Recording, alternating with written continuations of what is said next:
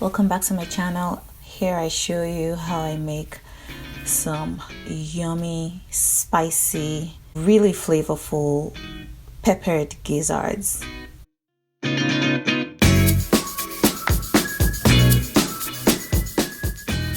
So the first step is, of course, wash your gizzards. Make sure you rinse them and rub that on either side. Even though they may appear to be clean from the store, I highly recommend you wash your gizzards very well. Slice up our other ingredients. You will need an onion, some habanero peppers or scotch bonnet peppers or atarodo, whatever you call them, some sweet peppers, and some tomatoes. Put the gizzard on fire, season it. I put dried garlic, dried ginger, some black pepper,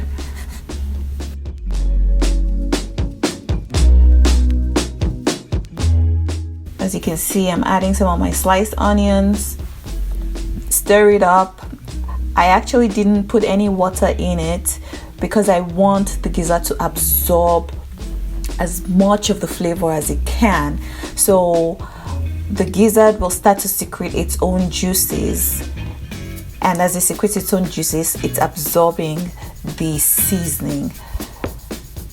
So I let that cook for some time and simmer in the spices while I go and wash my peppers and onions.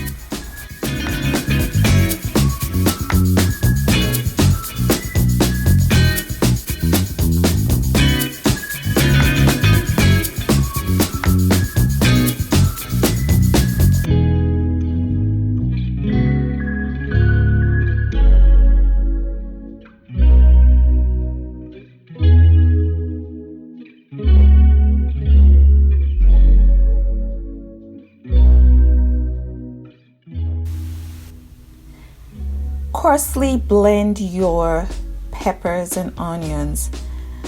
I like to see the small pieces of pepper in my gizzard. That's the whole idea. It just looks more appetizing that way.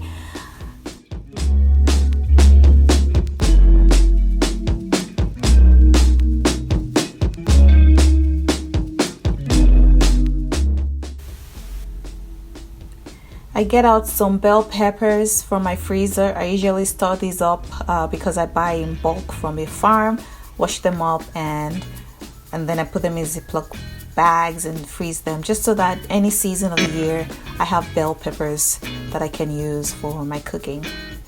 So with the bell peppers, I blend up some tomatoes and onions, blend this into a fine paste, and then this is what you're going to use to make the base of your sauce for the peppered gizzard.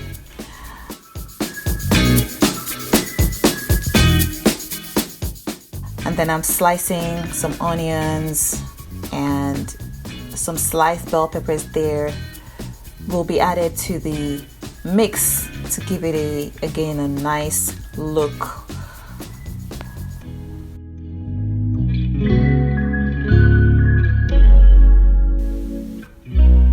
I heat up the peppers, add a little bit of salt, and just let it reduce while I check the gizzard, taste it a little bit, and check the texture.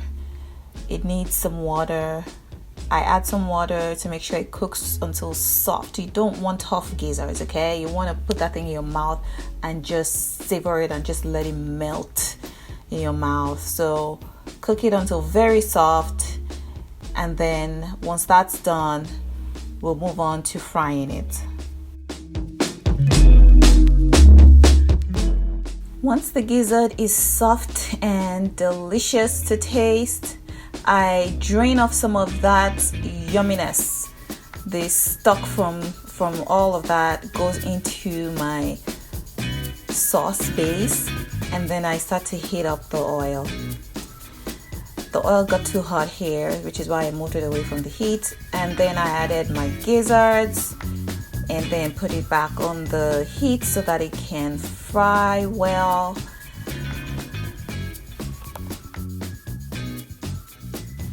I reduced some of that sauce because just by gauging it, I could tell that it was probably going to overwhelm the gizzard.